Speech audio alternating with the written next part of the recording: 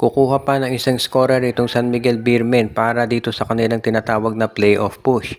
Dahil gusto raw ng SMB na masiguro na kung makarating sila sa playoffs ay magkakaroon sila ng additional pa na firepower in case nga meron silang injured na players. Ang tinutukoy daw dito na gustong kunin ng San Miguel Beer na additional scorer ay itong si Richie Rivero mula sa Phoenix Fuel Masters o di kaya naman si Jerry Kahanmisi mula sa Terra Firma Jeep.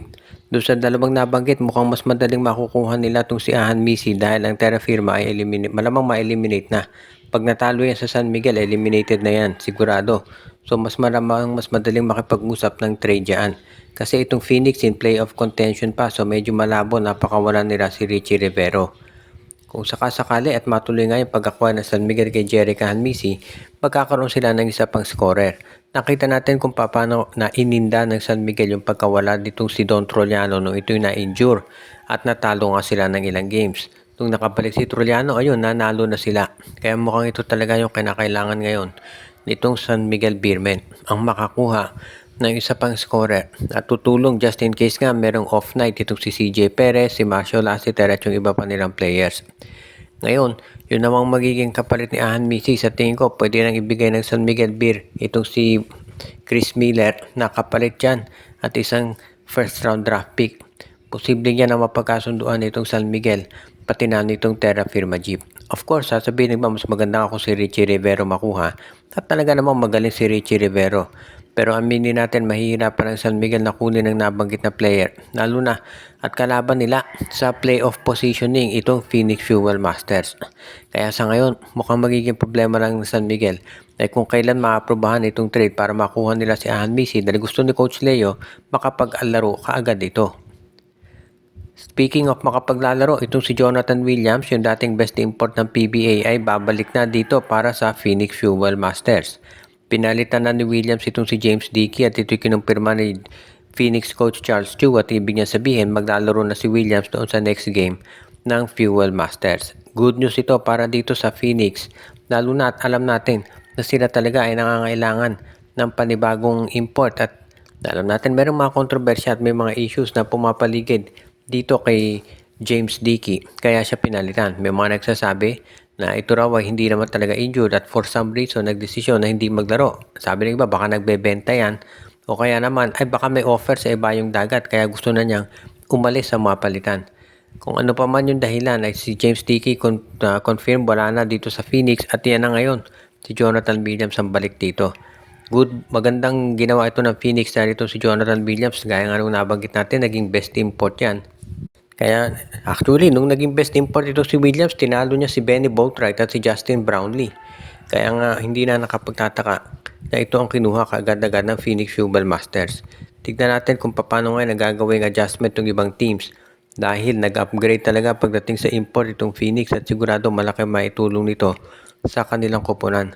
At ngayon yan naman ang kinakailangan natin na makita at mabago dito sa Phoenix Fuel Masters ay yung kanilang approach to sa game dahil siyempre, na-injure si Kai Balungay kaya medyo nahihirapan ding manalo itong Phoenix. Pero ngayon nandito na si Jonathan Williams, sigurado malaki maitulong niya dito sa kampanya nitong Fuel Masters para sila naman ay makabawi na at malay natin, baka ito na yung chance nila talaga na manalo at maabot na ng semifinals. Ang laking accomplishment dito para kay Coach Charles Yu dahil ang goal lang talaga nila ay makapasok sa playoffs after 5 straight conferences na maagang na-eliminate. Ito namang NLEX Road Warriors ngayon ay mukhang magiging isa doon sa teams na malaki ang chance na maging number 1 seed. Sa ngayon kasi itong NLEX kapag nag-tie sila, yung record ng Ginebra at Rain or Shine, magiging number 1 seed ang NLEX dahil tinalo nila ang Rain or Shine at Ginebra. So by winning over the other, sila ang may advantage. Ang laki ng improvement ng NLEX dahil sa tatlong bagay. Unang-una, itong import nila na si Cadila Lane, sobrang fit dito sa laro at sistema ni Coach Jongwoo Chico. Pangalawa, yung pag-trade para kay Shawnee Winston. Ang laking bagay nito dahil nakakuha na sila ng isa pang scorer at hindi na lamang sila nagdedepende dito kay Robert Bolick. At pangatlo, yung mga clutch plays ni Bolick. Alam natin na yan talaga yung kailangan ditong NLEX Road Warriors at ngayon ito yung nagagawa na nila. Kaya nga ngayon, pati ibang players ng NLEX nagde-deliver. At ang laking tulong nito para dito sa Road Warriors. Kaya naman, Si Robert Bolick, syempre masayang-masaya sa NLEX dahil at last nakakuha na siya ng tulong na kinakailangan para maging mas maganda iyong kanyang tsansa na makapasok sa playoffs. At alam natin, iyan talaga ang inaabangan nitong si Robert Bolick, yung chance na ipakita kung ano kaya niyang gawin pag siya ay naglalaro na dito sa playoffs. Kaya naman sigurado na magiging mas maganda ang iyong tsansa nitong si Robert Bolick na magkaroon ng mas malaking oportunidad, sabi nga nila, na maging isang playoff contender. At malay natin, baka ito na yung chance niya talaga na manalo ng best player of the conference at syempre yung chance na makapaglaro sa semis o finals. Tinitignan din natin dahil malaki rin yung pressure sa NLEX Road Warriors na ipakita na kaya nilang maglaro sa high level, at parang ito na nga yung oportunidad na pinapakita dito sa NLEX para ito yung mangyari. At talagang mukhang ito na ang umpisa nung sabihin nating paganda ng record nitong NLEX Road Warriors. Malaki na may itulong ito para sa kanila. Samantala naman itong Converge Fiber Access, ang balita natin, mukhang may malaking moves na gagawin. Mukhang makikipag-trade daw yung NLEX para makuha yung rights ni Sean Ildefonso.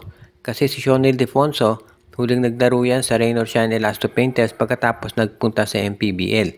So yung rights niya sa PBA ay nandito pa rin sa Rain or Shine. Kaya nga ngayon, makikipag-trade daw itong Converge Fiber Access para makuha yung rights ni Sean Ildefonso. Mukhang ang gustong mangyari ng Converge makuha si Sean para maglaro kasama si Dave. At yan ang dahilan kung bakit ngayon itong si Sean Ildefonso, tatapusin lang daw niya yung contractual obligations niya dito sa MPBL at pagkatapos ay maglalaro na sa Converge. So baka ang malaki ang tsansa na baka pag naglaro na ito si Dave Ildefonso sa Converge next season, kasama na niya yung kanyang kapatid na si Sean. At meron ding mga balita na baka si Javi Gomez de Leano ay lumipat na rin sa Converge, kasama naman itong si Juan Gomez, yung kapatid niya. So dalawang sets ng magkakapatid ang mapupunta dito sa Converge Fiber Access kapag nagkataon. Alam natin na magaling yung dalawang nabanggit, no? Si Sean at si Dave, at itong si Javi at si Juan. At yan daw yung paraan ng Converge para ituloy yung kanilang build-up na gustong gawin. Dahil talagang gustong ipakita ng Converge Fiber Access na magiging malakas yung kanilang lineup at magko-content talaga sila sa championship. So parang yan talaga yung pinaplano ngayon nitong Converge Fiber Access.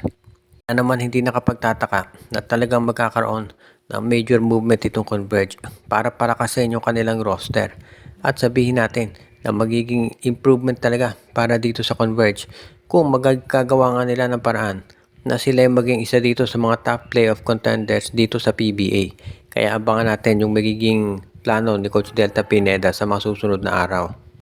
Binabati natin yung ating mga regular na mga viewers na sila Anthony Alon, sila Joshua Giray, Espejo at Rosales family, si Michael D, pati na rin si Dexter Domer, Ireneo Salangsang, si Edwin Carmona Jr., Monde Guzman, si Katsakino Dokusin, si Romeo Conchada, Jonel Alagon, si Donel Santiago at iba pa.